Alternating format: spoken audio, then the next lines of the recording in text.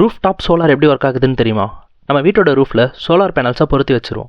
Sunlight டேரெக்டாக solar பேனல்ஸில் படும்போது heat மூலமாக சோலார் பேனல்ஸ் எலக்ட்ரிசிட்டியை ப்ரொடியூஸ் பண்ணும். ப்ரொடியூஸ் ஆகிற எலக்ட்ரிசிட்டியை முதல்ல சோலார் இன்வெர்ட்டருக்கு அனுப்புவாங்க. இந்த சோலார் இன்வெர்ட்டர்ஸ் டிசி கரண்ட்டை ஏசி கரண்ட்டாக மாற்றும். அதாவது வீட்டுக்கு யூஸ் பண்ணுற மாதிரி மாற்றும். டிசியிலேருந்து ஏசி கரண்ட்டுக்கு மாறின அப்புறம் பைடைரக்ஷனல் மீட்டருக்கு அனுப்புவாங்க. பைடைரக்ஷனல் மீட்டர் அப்படிங்கிறது வேறு ஒன்றும் இல்லை. இந்த மீட்டரில் பவர் கிரிட்ல இருந்து வர கரண்ட், அதாவது நார்மல் இபி லைன்லேருந்து வர கரண்ட்டும் அதே நேரம் சோலார்லேருந்து வர கரண்ட், இந்த ரெண்டு கரண்ட்டையும் மேனேஜ் பண்ணக்கூடிய ஒரு மீட்டர் தான் இந்த பைடைரக்ஷனல் மீட்டர். இந்த பைடைரக்ஷனல் மீட்டரோட யூசேஜ் என்னன்னு பார்த்தோம்னா, டே டைமில் சோலார் பேனல்ஸ் மூலமாக கரண்ட் ப்ரொடியூஸ் பண்ணுவோம். ஸோ சோலார் பேனல்ஸ் ப்ரொடியூஸ் பண்ணுற கரண்ட்டை மெஷர் பண்ணுற ஒரு மீட்டராக இந்த மீட்டர் ரன் ஆகும். இதே நைட் டைமில் பார்த்தோம்னா சன்லைட் இருக்காது. ஸோ நைட் டைமில் நார்மல் இபி லைன்ஸ்லேருந்து கரண்ட் எடுத்து ரன் பண்ணும். பட் இந்த பைடைரக்ஷனல் மீட்டரோட மிகப்பெரிய அட்வான்டேஜ் என்னன்னா, சோலார் பேனல்ஸ் ப்ரொடியூஸ் பண்ணுற எலக்ட்ரிசிட்டி எக்ஸஸாக இருந்துச்சுன்னா இந்த எக்ஸஸ் எலக்ட்ரிசிட்டியை பவர் கிரிட்க்கு அனுப்பிடும். நாம் நைட் டைமில் பவர் கிரிட்ல இருந்து தானே கரண்ட் எடுத்தோம்.